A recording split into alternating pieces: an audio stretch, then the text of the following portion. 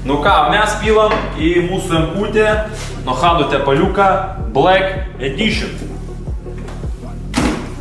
Kokuo jisai čia nuo raudono skyrius?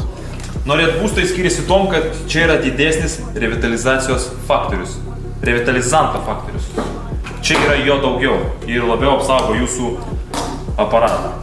Kadangi šitie automobiliai sukurti tam, kad jos...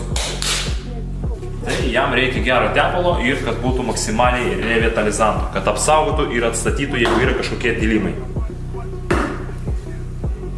Žiūrėk, šitas dar kitaip kvepia. Nuliam. Geras.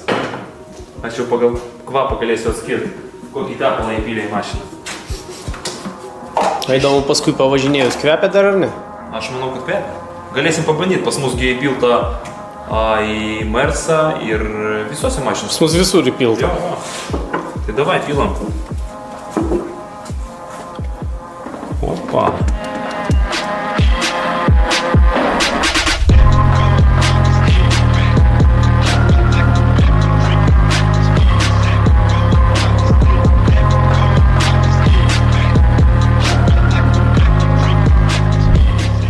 Iki paskutinio lašo. Tikrai taip. 4 litriukai ir dar 2,5. Ir mūsų varikliukas uždainuos. Andrėjus nusprendė su tepaliuku pablizginti visą mašiną. Nu tai va ką, dar... Kad nereiktų dažyti, uždengs visus įbrėžimus. Dar ir kvėpės. O jeigu ką, yra toks lifehackas perikūpo vienas.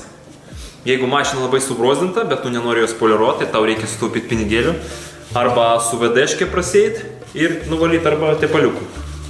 Tik yra vienas minusas, kad greit išsipurvina tačką.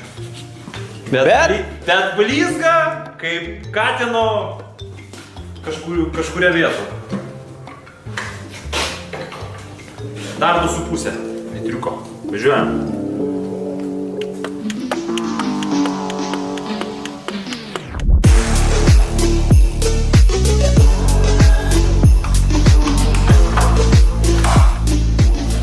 Gerai, tepaliukas pas mus įpiltas.